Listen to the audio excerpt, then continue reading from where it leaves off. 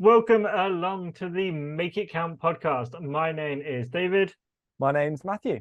and we are the Taylor Bros. We are in our final episode 6 of the Summer Shorts series 2023.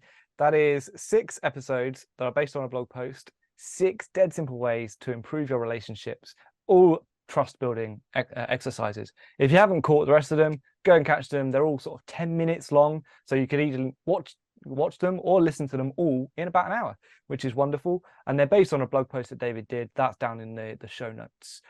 Today's one is Apologise Sincerely. And before we jump into it, we have recently done a full-length 20 to 25-minute episode all about apologising, episode 90. That also will be in the show notes. So go and check that out as well. Can you sum that episode up in a sentence?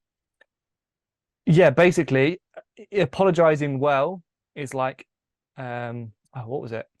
A good apology is like an antibacterial thing. What's it? Antibiotic. That's it. And a bad apology is like rubbing salt in a wound. So effectively, if you apologize well, you've made a reparation, and that brings you closer together than before. If you apologize badly, you just make the rupture worse. And you go, I was just doing this to paper over something. I don't really take responsibility. So Perfect. So if you remember, episode 3 was all about, or of this summer short series, was all about making and keeping commitments. And I made a commitment to mentor these guys, and I'd failed to keep that commitment. And I'd been basically told off, and a lot of what was going to come next for the year was in the balance. Would I be able to do it? Would I not? And I owned up to that. I took responsibility, and I basically said, yeah, I'm really sorry. And then in that moment, I made a commitment that this wasn't going to happen again. And they chose to give me that role. And over the next 9 or so months, I was responsible for 3 different groups and lots more mentoring than just 2. I think it was at least 6 or 7 each time. So probably in a total about 20 or 25 people. And I didn't miss a single mentoring opportunity. I made them happen. I didn't just apologize. I made a commitment to make sure that didn't happen. We didn't let them down as an organization. I didn't let them down, and I didn't let my manager down. And in my actions, I showed that it was a true apology, that there was a genuine, like, this is sincere.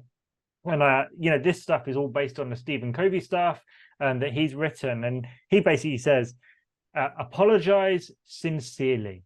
And that looks like a true commitment to not letting that happen again.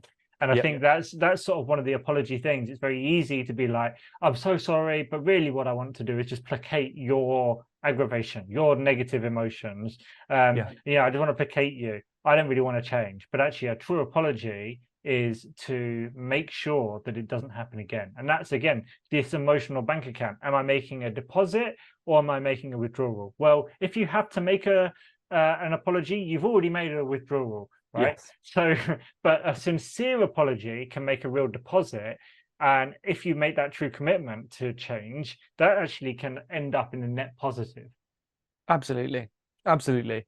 I think ultimately it's really hard to apologize sincerely well, because you have to overcome those, it feels, innate desire to justify ourselves, to vindicate ourselves, and maybe apportion some blame to the other person. Yeah, I'm really sorry for what I did, but this is what you did and that made me do that. And so, you've now lost it.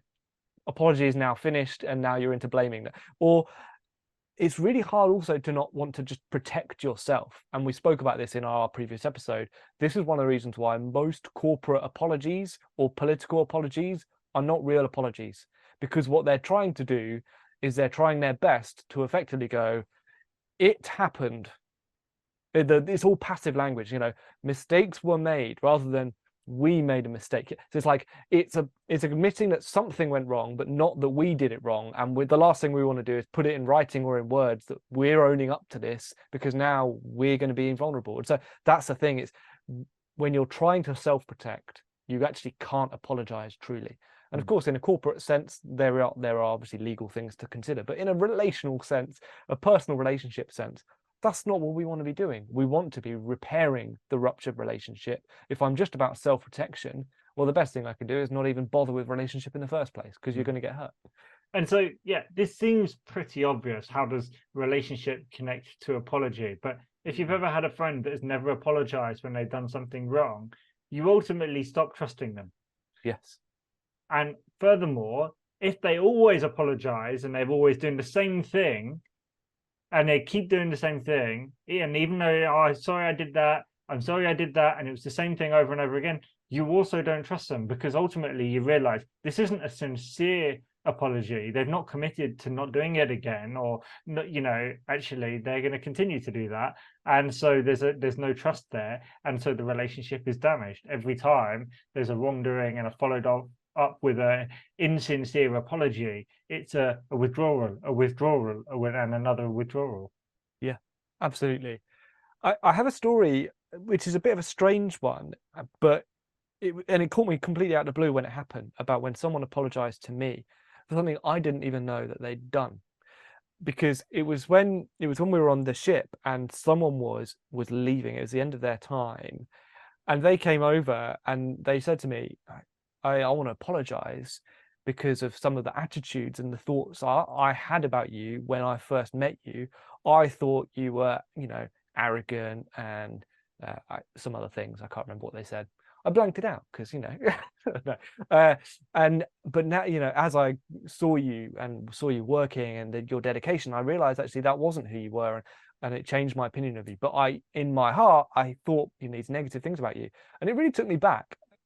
It was, maybe it was a shame that they waited until they were ending to do it. And I think that's maybe what we often do. We wait until an ending and then we go, oh no, I've got to fix this now. Or we wait until the diagnosis or whatever. So maybe don't do that. But it really took me back because they could have just left and it would have been unsaid and I would never have known. And I wasn't particularly close with them, but we got along all right. It was fine. But they did that and it really put them up in my estimation because I was like, wow, like they were bold enough to just own up and then take this and not make any justification and just say, I'm sorry for that and I want to apologize. In a sense, it was confessing. I was like, wow, that's really powerful. And so I wonder if there's an opportunity for me to do that to someone, or you guys listening, can you think of, is there someone that you have harmed in a way that they don't even know, and that you could do a wonderful deposit into that emotional bank account and that relational bank account by going on and owning up to that without being confronted in court? Because as we said in our previous episode, on episode 90 on apologizing, one of the things was the last thing we want to do is, oh, I'm sorry when you get caught, because it's like, actually, all I'm saying is I'm sorry I got caught, not I'm sorry for doing that. So we want to be preemptive on these apologies. Don't wait until you get caught. Go and freely open up and say, actually, I'm really sorry about that, because I value the relationship more than being right. Yeah, and how many times do we hear that saying, is it more important to be right or to be in sort of like good relationship? And it's like, well, we all like to think we'd like to be in a good relationship, but actually sometimes we choose to buckle in, to lock down and be like, no, I'm right in this. I'm completely, impervious. And so we're talking about, building trust and building relationships, and it's really simple sometimes. We'd like to believe that we're never going to make a mistake and we're going to treat everyone perfectly and everyone right, but ultimately we will all wrong someone, and there will be a time when we've made that withdrawal from someone's emotional bank account and we need to forgive, and that forgiveness is important. It is an opportunity to strengthen the relationship, to make that deposit, but also it requires potentially a change in behavior.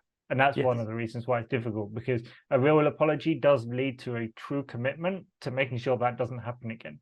And that requires us to change. Absolutely. So I would just say, to summarize the whole series, these are 6 dead simple ways to improve relationships, but it doesn't mean it's easy. And that's ultimately why we don't do them, because it doesn't feel easy. So whilst it's simple, it's not easy. Go and do the hard thing, guys. You can do it and your relationships will be better. I'm going to do the same. So go and make it count. We will see you next week as we get back to a usual flow, hopefully.